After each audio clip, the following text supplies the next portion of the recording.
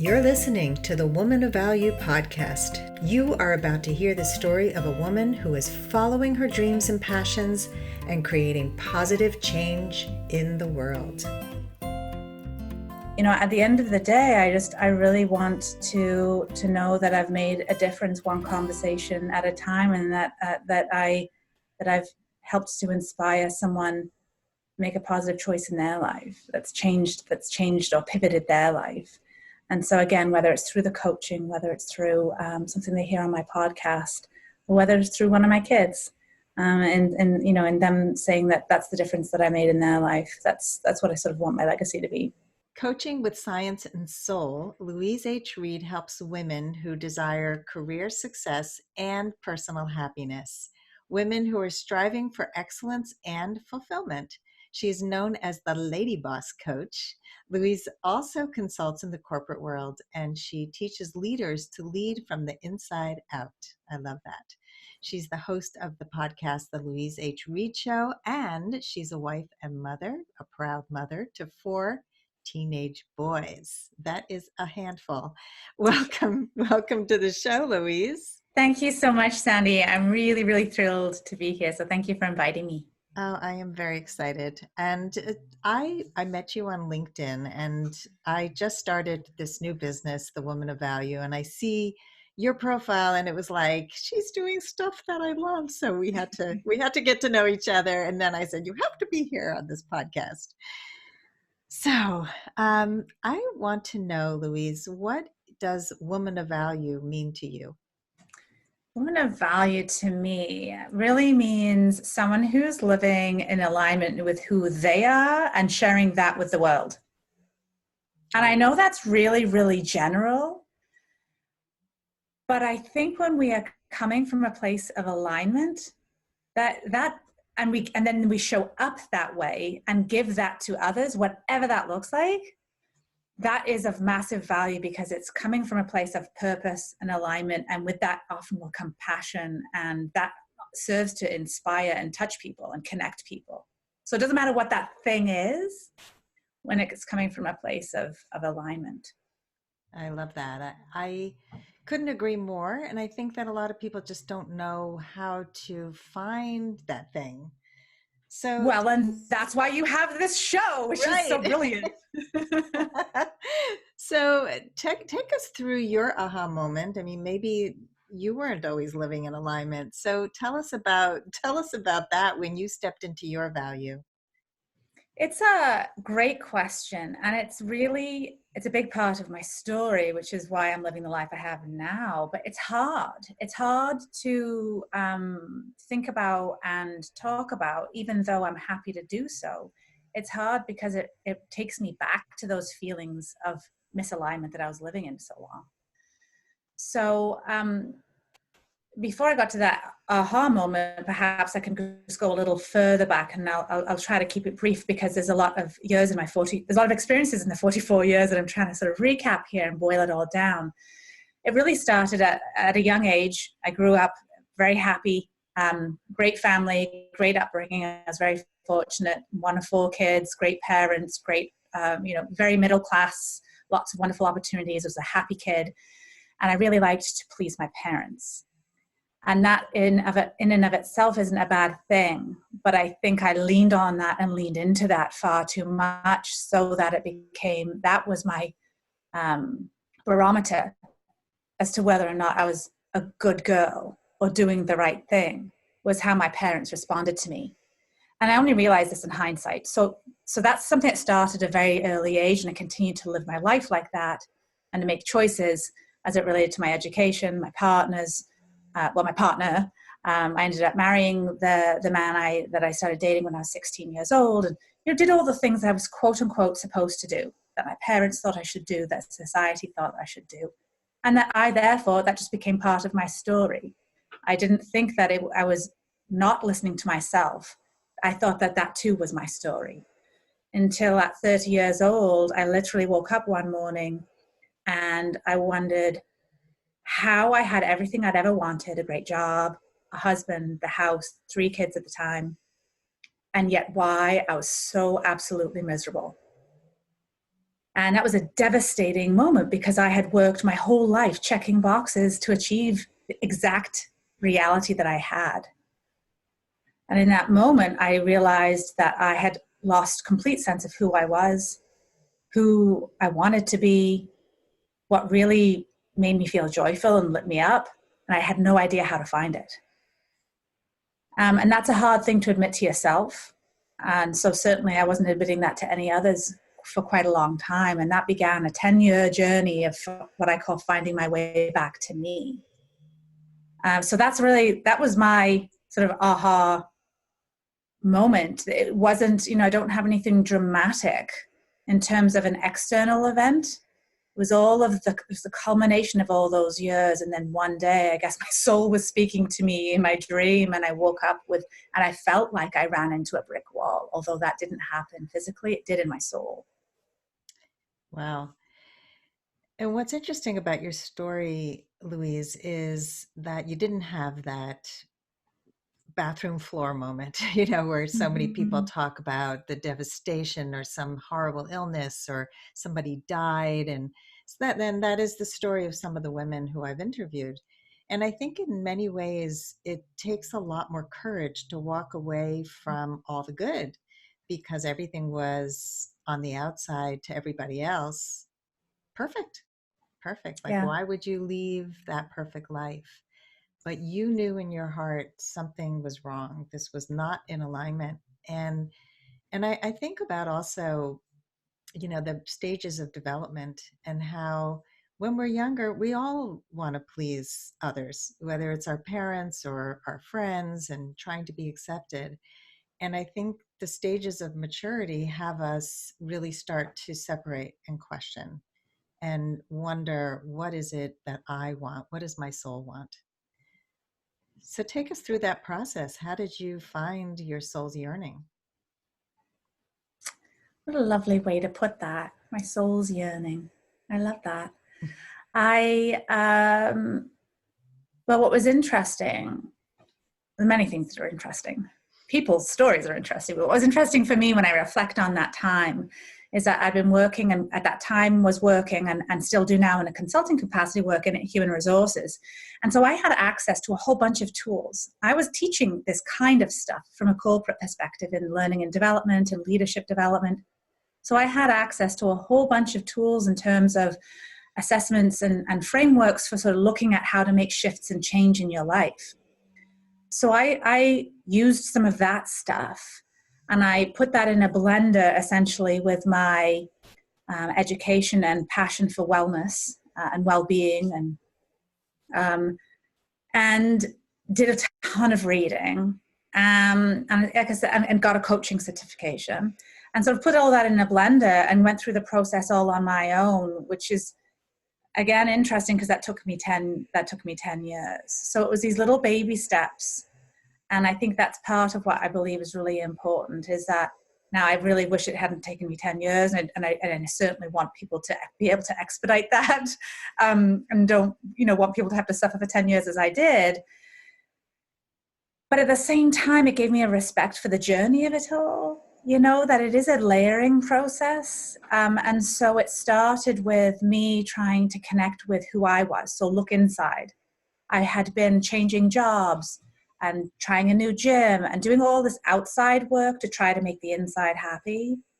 And so it was this realization and using various tools that I now know I use and other coaches use. So reaching out to others can be really helpful. But I use those tools to provide moments of reflection and to get me to think a little more deeply about my own values. I think a lot of people, we use the word values a lot and throw the word around a lot. Yeah, I know my values. But in terms of actually truly knowing why they were important to me and feel it more on a cellular level, and then have a look at my life, well, what is in line with that and what's not?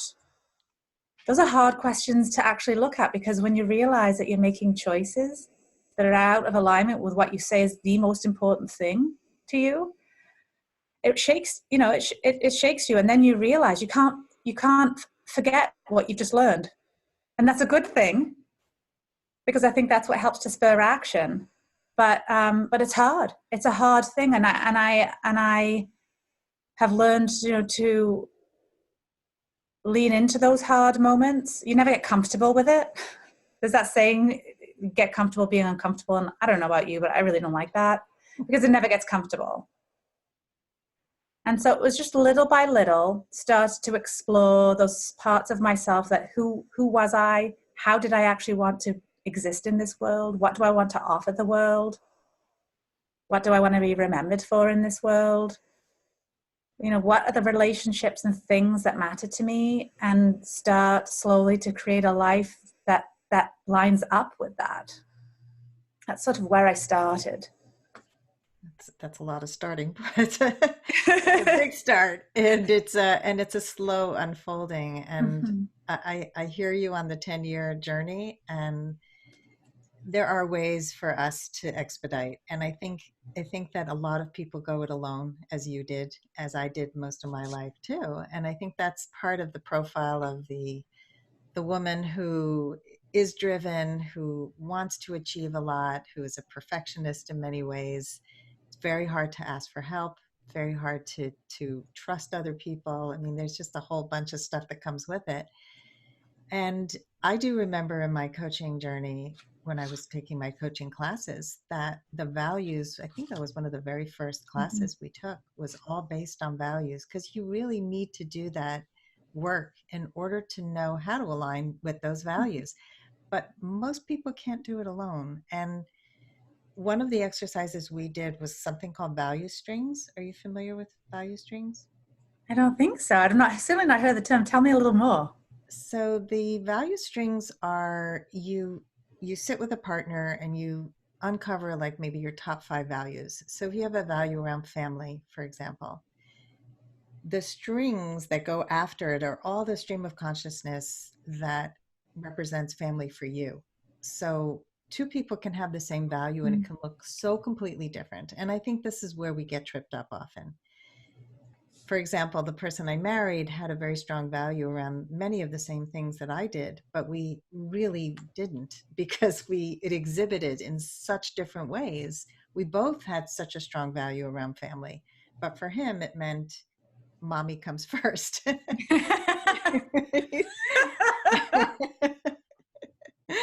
That was a problem. I love it. But to him, that was family. Put your mother first, and if something goes wrong with your wife, go to mommy. And I could not understand it, because that wasn't the way I functioned in the world. And religion, all of the same things that we had going into the marriage. The way I saw religion was more of a universalist kind of ideal. It didn't necessarily involve God, but there was tradition involved. His was much more of an emotional connection. And so when we're meeting people and we know that travel is important to them, do they love cruises, or are they off the beaten track kind of travelers? Are they adventurous? We learn so much about somebody through the way that their values exhibit themselves. So take us through one of your tools that you use to uncover values. Sort of uncover values. It's a tool that I probably similar to getting down to your top 5 values. I put an action word around the value. So I like yours better in terms of the strings. Like, I just wrote that down because that's really, really interesting. But the action word gives a bit more color and flavor to, so if we're to use family, like you said, does it mean create a family? Does it mean spend time with my family? Valuable time. When someone writes down what their top 5 values are, I get them to qualify it. I say an adjective. It can be a few words around it. But it's really to put it in one sentence, sort of in a headline, what their values are. Because then to your point, like I said, even despite the fact I like your exercise better, it does get you to think about that value at a bit of a deeper level. And some people, it's just about having a family. For me, it's actually about spending time with my kids. And my family for me is my kids. which is interesting in and of itself because I had a conversation with my mom. Can I go here? Can I have about a conversation I had with my mom about family? Sure. Um, I was chatting with her. It was about a month and a half ago. I was chatting with her about something, and it was about going. She lives 4 hours away from me. My nuclear family that I was born into, it was about 4 hours away from where I am. And I don't think my mum was very happy that I hadn't been to visit, in about a month or so. So she was asking me if when I was coming back next, and really being very nice and charming about it until I gave her an answer I didn't really like. And she said, I thought this is one of the reasons that you started your own business, so you could see your family more. And I said, probably not, probably a little bit with an icy tone. So sorry, Mum, if you're listening. Yes, you're right. My family, my children, and my partner. Yes, that's partly why I started my own business, so I could have a connection and spend more time and be surrounded by my family. So to your point, it's very interesting because I probably told my mom my family was a factor, and her interpretation of family was very different than what I was actually meaning. So obviously that didn't cause a massive problem. We talked that through, but so interesting how this discussion that we're having right now, it just manifests in so many different ways, in so many different relationships, in terms of really understanding, what your value actually means to you and other people's impressions of what it means. And it's fascinating. Yeah, and that's a great example of how we misinterpret each other's values because to your mom it meant spending time with me. And Mm-hmm. to you it's like, well, it's my immediate family, my Mm-hmm. children, my partner. And yeah, and we have to really define those things as we're designing our relationships with other people too. And that's something that I learned in coaching school as well. The whole designed alliance of how we set up our relationships. And I encourage all my clients to set up all their relationships that way because I think if we're just going, hey, this is how I might sabotage, this is something I might do to screw up. So if I do that, feel free to call me on it because I like to be called on my stuff. When we put that out there and we create a safe space, it changes our relationships so much. So so you got your values and you're aligning with them, and now we're like putting these breadcrumbs and connecting the dots and figuring out where you need to go. So take us through some of the other steps that got you to where you are today. Yeah, so there's quite a handful of them in terms of really getting clear on what my foundation was. But then once I really got clear on that, and I felt like I was standing like a tree. I use a lot of visualization techniques. It's not that I'm certified in any of those things. I just am a very visual person, and I know the power of visualization. And so I pictured myself as a tree. And I'm not a very creative visualizer, but don't hold that against me. So I imagined myself as a tree, and just as I was learning these things about me that are kind of my rock solid foundation that's immovable, if we think about the foundation of a house, I saw myself as a tree because it's a living and breathing thing. And so I liked that more than a square brick house. And I felt my roots growing. So while nothing in the outside world changed yet, almost everything had changed.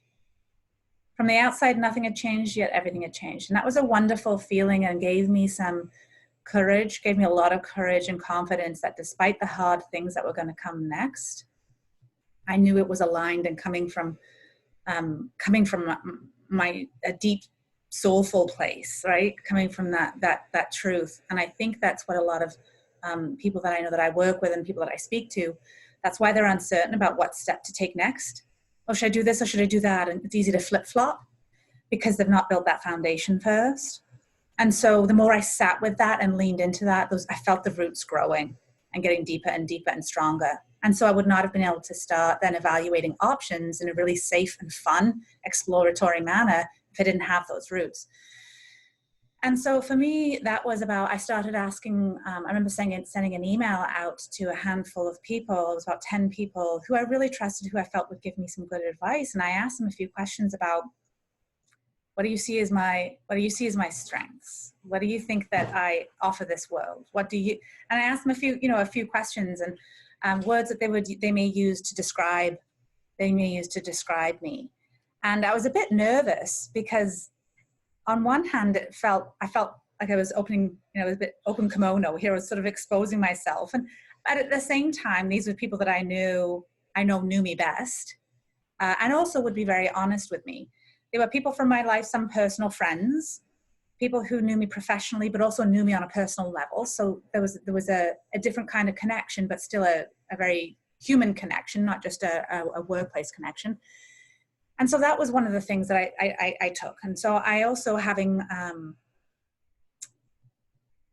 being a coach myself, I had other tools to sort of explore my strengths. I'd done a few different kinds of assessments that I would now do with clients. So I had a variety of tools to kind of look at in terms of what my strengths were. I like this. There's a Venn diagram that I like. It's super simple. It's on the internet. I use it in my programs too. But it's not that it's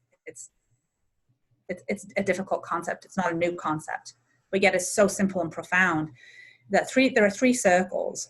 One circle, and the intersection is where the magic happens. One circle is things that I love to do. One circle is things that I'm really good at, like naturally good at. And then the other circle is what there's a market for. And where the intersection is, that's magic. That's where that's the zone of genius that you want to sort of be in. I know some would argue that the third circle that I said, that what there's a market for, some people would suggest that that's not important, because if you've got enough passion and skill, or it's passion and strength, that you can create a market. I disagree, but anyway, that was my thinking. And not any one of these tools was the answer. And I say that because I think that we're all looking for someone or something to give us an answer. It's really a combination of all of these things, isn't it? That help to paint a picture of what's possible, because I think there's lots of really awesome possibilities for our lives that we could choose.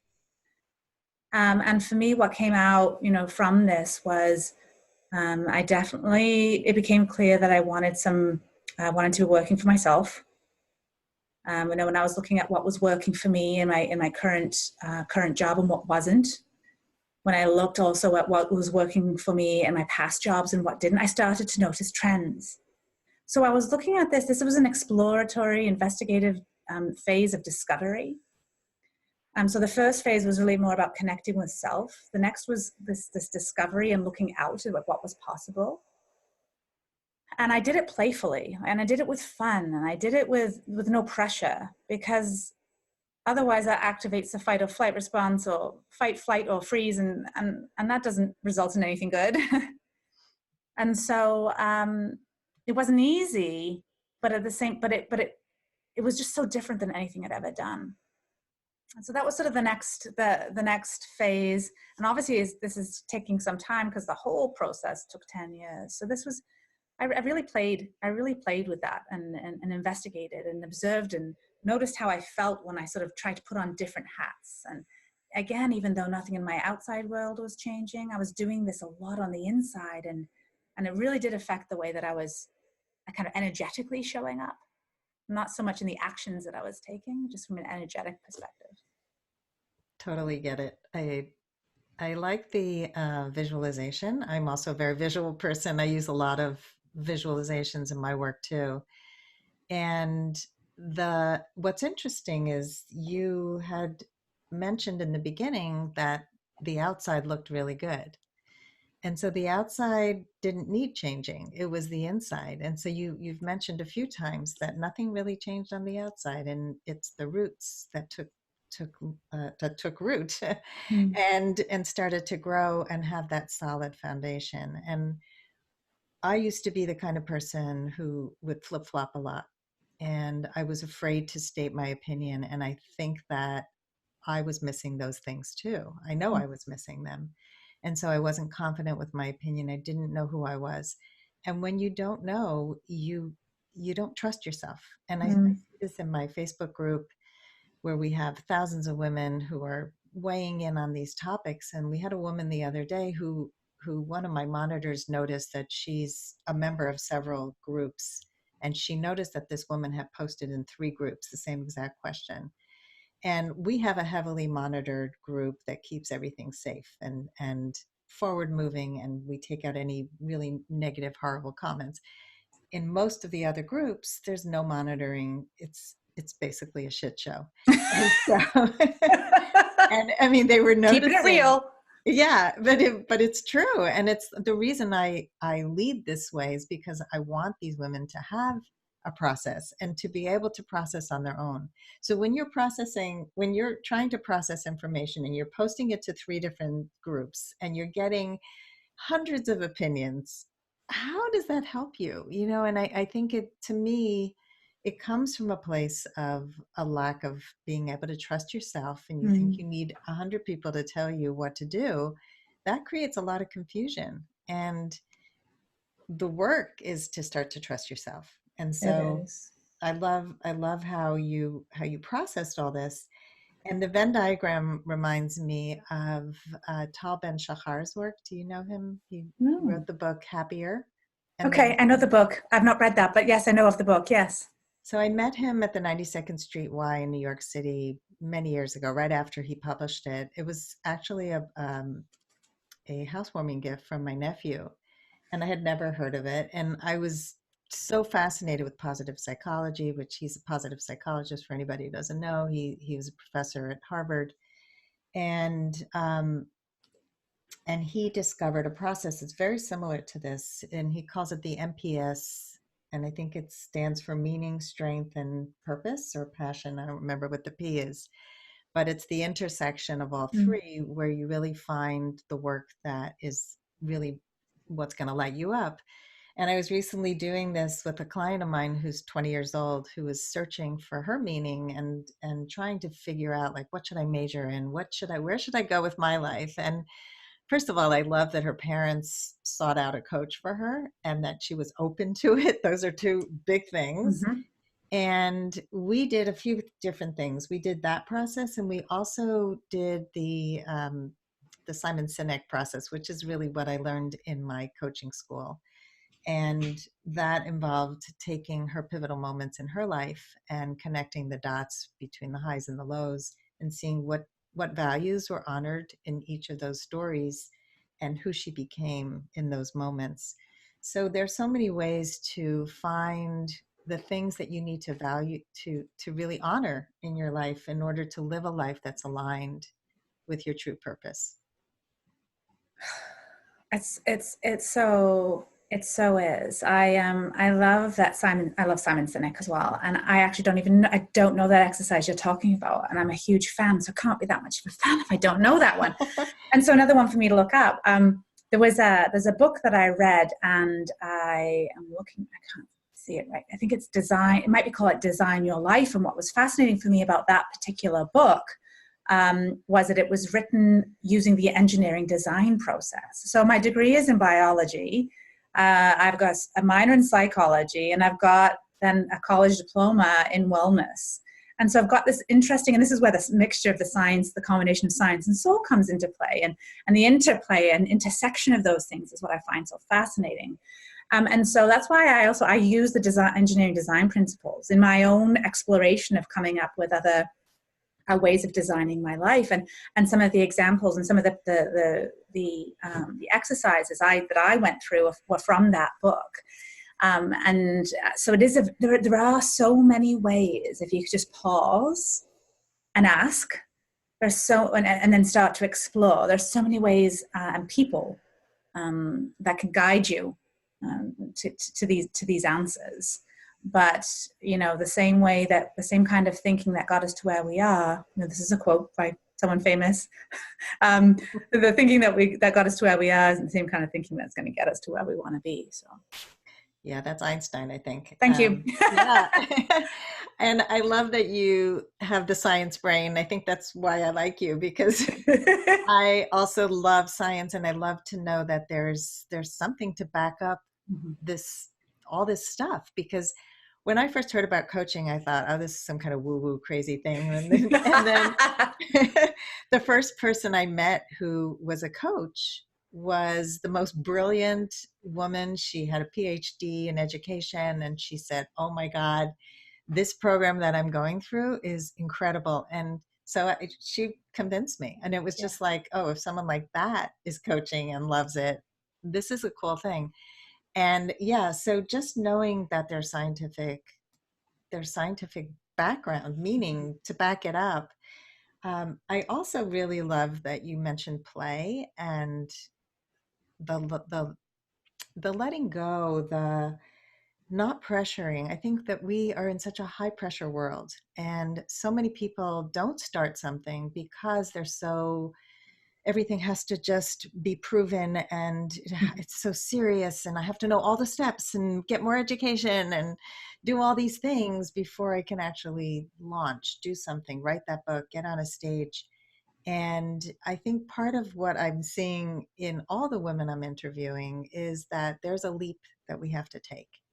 We and and when you can have fun with it, so much opens up, because you also mentioned the taking the time to be present and listen, because Mhm. we are so not present today. I mean, Yeah. we're on our devices. We are so busy not stopping to think, to process, to take a walk in nature, to really have that creativity flow through us so that we can listen to the voices that are trying to tell us, you're going in the wrong direction, you're going in the right direction, try this. What did you learn from it? You don't have to stay with it if it's not working. Yeah, so I love your process. I can, see how you became the success that you became today through all of these steps that you've taken.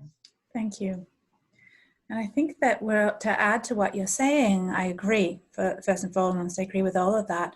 And I think that and I'm not sure how this has happened, but that we expected at a very young age to know what we're going to do for the rest of our life. And when I decided and realized that I don't even now need to know what I'm going to do for the rest of my life. I don't know if I'm going to do this for the rest of my life. I'm probably not going to do this for the rest of my life, because I hope that I continue to evolve and grow. And as a result, as I continue to evolve and grow in the role that I'm doing now, and in the work that I'm doing now, and how I'm helping others now, something else will likely sprout from that. And again, it's just about always knowing what the next right step is. And I think when we give ourselves that permission you can still be high achieving and want to achieve lots of great things in your life, and do that in a very aligned, intentional, and mindful way, and be successful. It's not, oh, well, if you're not going to do it the traditional way, you're throwing all caution to the wind.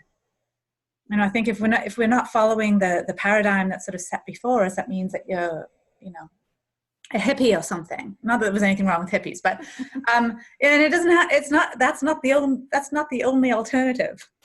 Yeah. There's something else in between. There are many things in between. Many And things. I think that was part of the thing that I had to first convince this 20-year-old client of, is that you don't have to figure it all out now. Like, you Yeah. can do an internship in the summer and see if you like it. And maybe you can like something for 2 years and change. I mean, I'm on my like 20th act. I love that. I just pivoted to this career just a Yeah. year ago, and I'm going to be 63 years old. Like, it's never too late. You're never too old. You just, Oh, never too young. or I think never you're too never too young. young, Yes, right? I don't I think you're ever like too that. old, never too young. Yeah. Yeah, yeah. And, as you're talking, I'm thinking of like coal and how it becomes a diamond. And Mm. I feel like as we just keep refining and refining, it becomes shinier, more brilliant, and we take all the gook off, and Yeah. all the stuff that other people put on us or we put on ourselves, and really start to reveal the real diamond that's inside. Oh, that's beautiful. That's a really, really beautiful description. Well, thank you. Well, you inspired it because it just came as you were That was talking. brilliant. It actually reminds me of one of my favorite quotes, which is, and then the day came when the risk to remain closed in a bud became more painful than the risk it took to blossom. I saw that on your website. And Yeah. actually, you quoted a different person as the author. Than I thought it was Anais Nin who said that. Oh, I Um, put Elizabeth. Okay, so I'm glad you mentioned that. I'm going to double check that. okay, but regardless, it's one of my favorite quotes too. And Well, I'd like to be quoting the right person. it was something that was sort of the underlying quote when I was leaving my marriage, Yeah. because that was it. It was like it being in that little cozy, comfortable space felt really uncomfortable. Yeah. And I think that too many people hide in that stay in the bud, and Mm-hmm. it feels like something they know, so they can stay miserable for Mm-hmm. years in that little comfortable space, the job they hate and the marriage they hate, the relationships that don't work. And we don't have to live that way. Mm-hmm. So let's Interestingly, that was also the visualization that I had when I was in labor, which is true. But that's a whole other podcast. that's a whole other bud too. It's a whole other bud. I know, like in the moment of labor when I'm about to deliver, I totally forget that's like the end goal. It's like I just want it to stop, but no, the baby actually has to come out.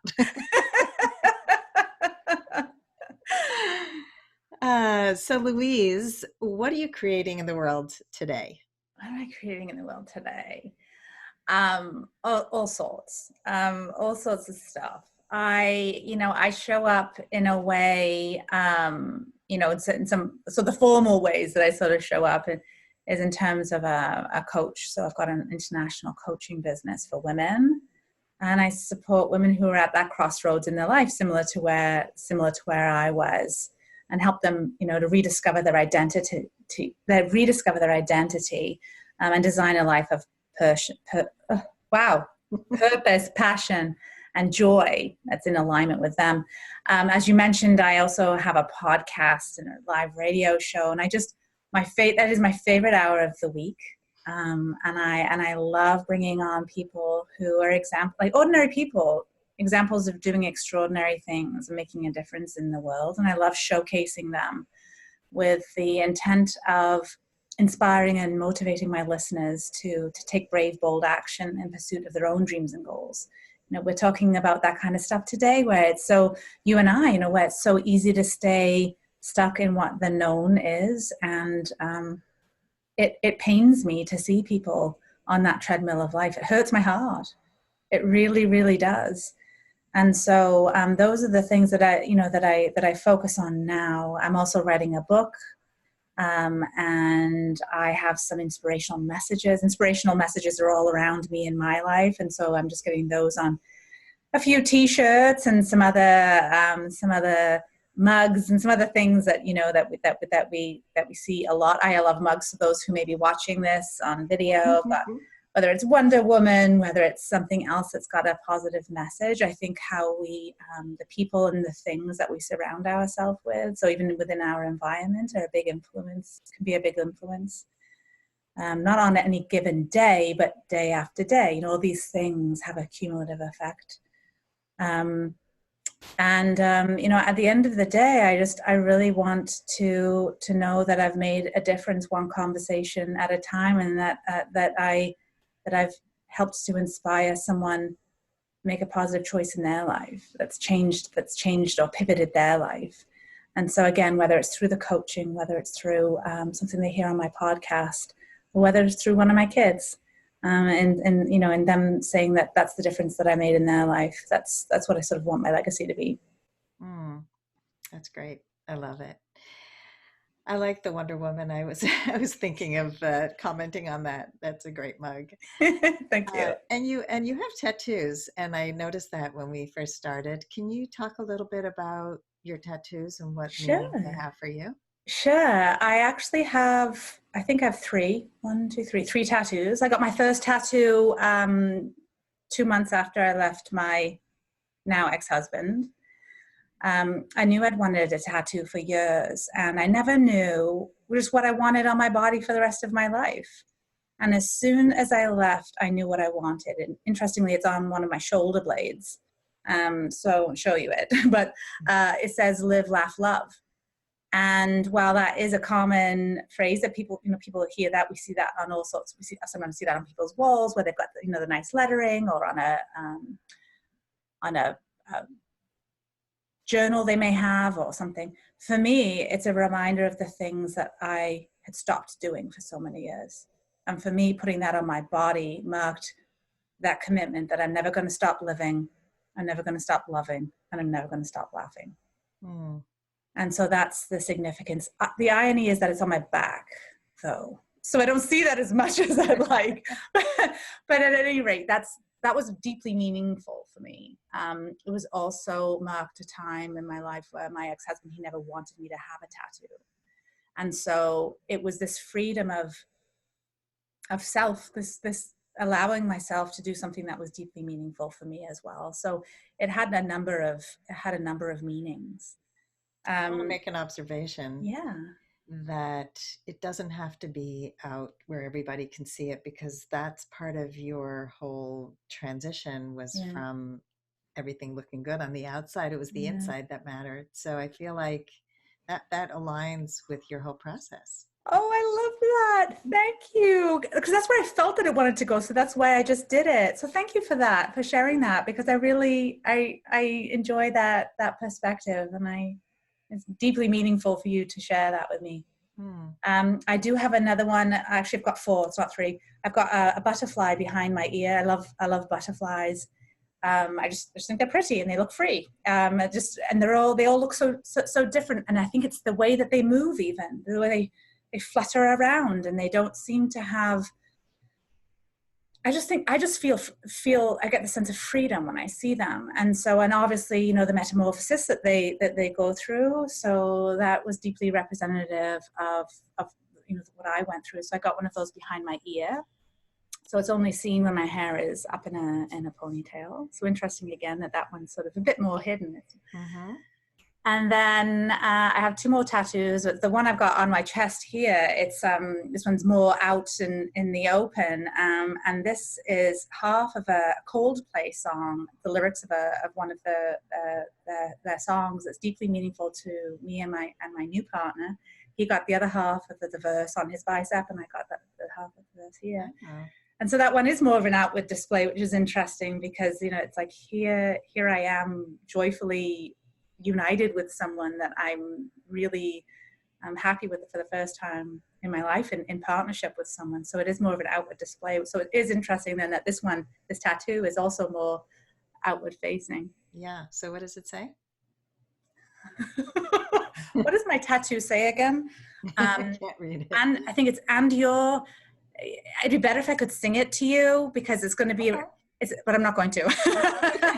Come on. Oh, you said that so nicely. It says, and you're the air that I can breathe. You're my golden opportunity. And yeah, it's a special song that the 2 of us connected on. It's not a Coldplay song that was ever recorded outside of a live show that they did. So it's sort of got this private essence to it. Here we go back to the private public.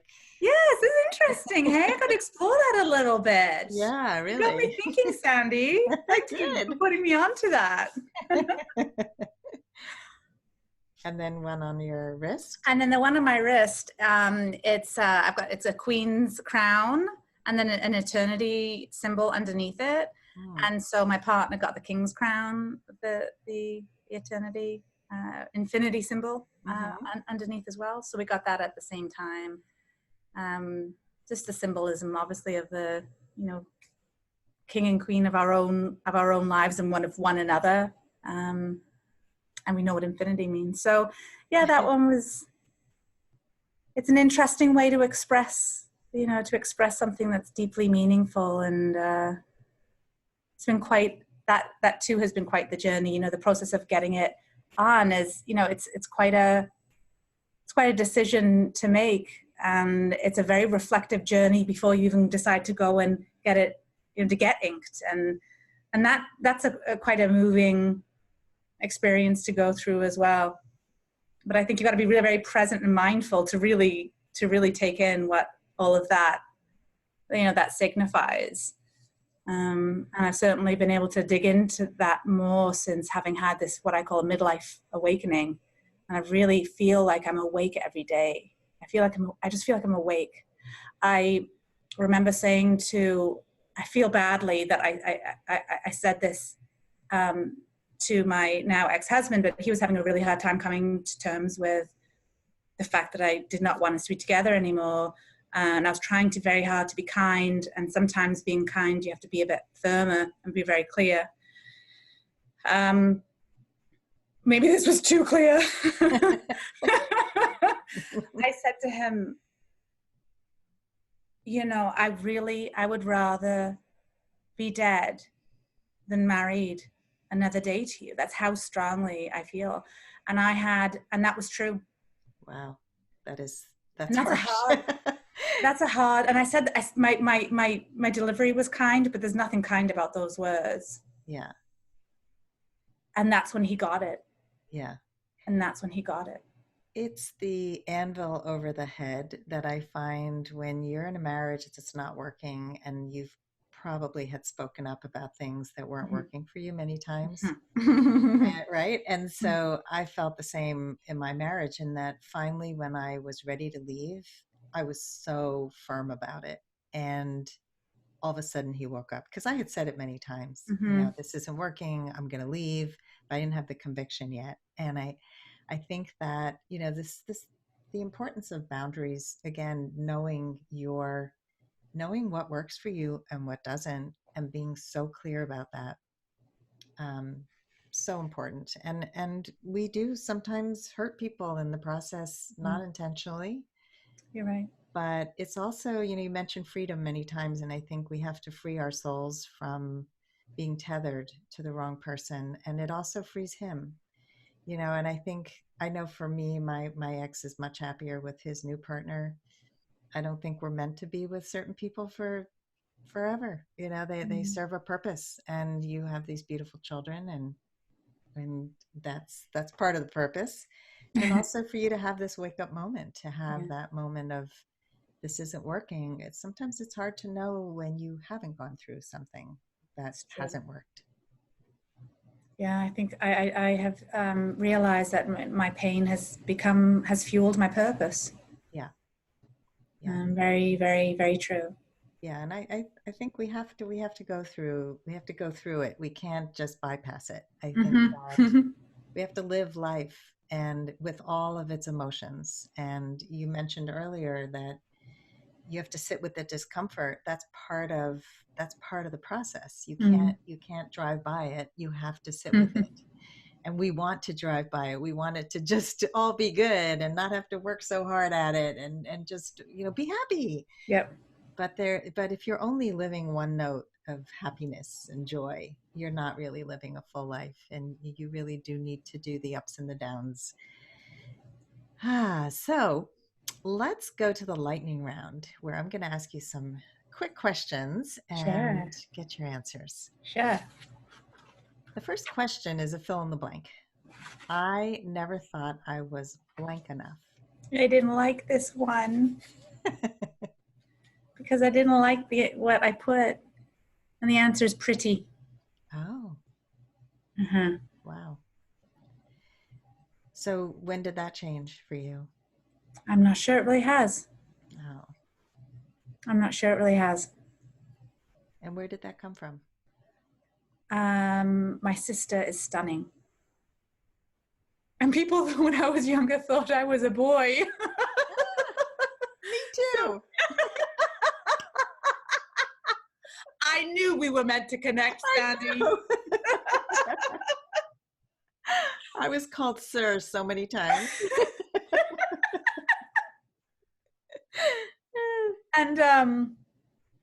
And so I just thought, well, that doesn't matter because I'm smarter, and despite the fact I've got a super relationship with her and a super relationship with my parents, but I didn't really recognize it as a thing until I was probably about 35. I'd rejected pink my whole life because I'd associated that was girls and that was pretty, and I'm not pretty. Wow. And so I've embraced the pink, and I don't have any pink on today, but embraced the pink, and it's become part of my story as well in terms of my transformation. Yeah. Wow. That's so interesting. And I'm sure so many listeners will relate to what you said. So I appreciate you sharing it. So many of us compare and despair. It's you're right. A bad place to live. All right. What was the number one thing holding you back from becoming a woman of value? The paradigm I had of success. So the very rigid model as to what success looked like. It looked like a certain thing. It looked like achieving certain things. It looked like checking boxes. Mm. Yeah. And then when I realized that happiness and success and fulfillment and achievement had a multitude of ways of looking, once I removed those blinders, that's when I saw beauty and possibility. Great. What is something you failed at that taught you an important life lesson? Well, where's the list?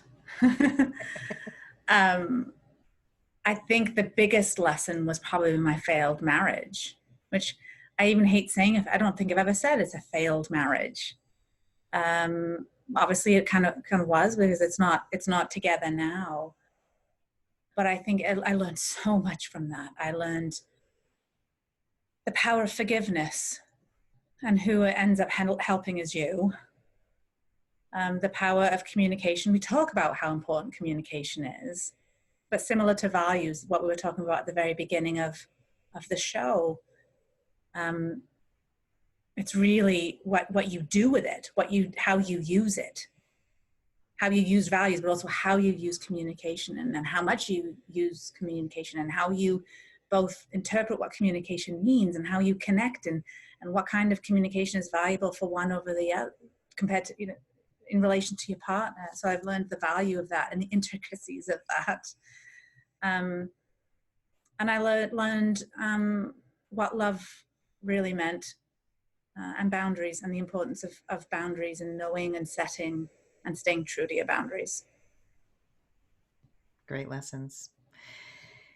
I'm teaching a class on boundaries tonight to my membership club, and I've taught a whole program on boundaries, a course with my co-host Teresa Byrne, and we're trying to get that relaunched. But it's one of my favorite topics. I that was probably my most important life lesson after my marriage ended, was going, okay, boundaries, they keep getting stepped on. Why? And Yeah. I had to learn. And again, many of us in setting boundaries, we put up walls. And at the beginning, when you're just trying it on, it can come across as harsh and commands and Mm. demands. And to be able to get that, what I call a soft pink velvet rope, it's that it's gentle. It's Mm. that rope that keeps the wrong people out and the right people in. And you get to be in charge, but you're not putting up this big wall like, Right. stay away from me. Yeah. And because that's a disconnect. The real boundary, to me, an ideal boundary connects you to the other person. And a person who respects your boundaries is a person that you want to keep in your life. And a person who disrespects your boundaries is saying that my needs are more important than yours. Mm. And that is never a good thing. Oh, that's beautiful. I love that visualization of that pink, that pretty pink robe. That's beautiful. Thank you. What is the best advice that you can give to a woman who has given up her value in the past and she wants to become more of a woman of value? To tune in, to tune inwards, to pause, to tune inwards, and to listen to the whispers of her soul. Ooh. It's in those quiet moments that we're so often scared to go to, and to those quiet moments that we're scared to give ourselves. And if we're scared, it's probably because we're afraid of what we're going to hear. And I think that one of the things that I've really learned that's so valuable as well is you don't need to take action yet. Just because you can sit and observe and sit and be okay sitting with that. So just because you learn about something about yourself and you start listening, it's okay to sit. Because there will come a time then, the more you observe, the more you listen, there'll be enough of a wave that when you are, I should be careful about saying when you're ready, because I don't think we're ever actually really ready. But there will come a groundswell or a movement or a sense of rising inside you when you then feel scared still, but compelled to act. I like that. And so I think that's it. because I could go Yeah. on. No, it's a great way to think about it. And brings back to mind the quote that you shared about the Mm, being tight in the bud. You get so uncomfortable with that mhm. and you just have to act. And it's sort of like a percolating. I see it as like I Mm. percolate for a long time. It's like I'm sitting with it. Like with the Woman of Value, I had the URL for it for probably 3 or 4 years. Wow. I kept using that term. I had coined it. I was using it for every single program I was creating, but I never created the movement that I wanted to create until my coach said to me, Sandy, you've got to do this. You've been talking about it for years. You've got to do it. I know it's scary, but you have to do it. Yeah. And it took her to say, oh, yeah, you're right. It woke me up to Yeah. taking those risks, and it was scary, really Yeah. scary, but exciting. Do you have I'm any glad you books? did. I'm Oh, so glad you did. thank you. Do you have any books that you would recommend? I love books to the point that I have made a promise with myself to not buy another book until I have finished the ones I have. I love books. So yes, there are three. I could list and rhyme off a whole bunch, but there are three that kind of come to mind. Very different kinds of books, and that's why I chose these three to maybe share. One is perhaps for someone who is just embarking on this kind of journey and shift. They feel a rising, but don't even really know. I've never really dabbled in personal development, and but know they want to go there, but are sort of a bit afraid. You Are a Badass by Jen Sincero.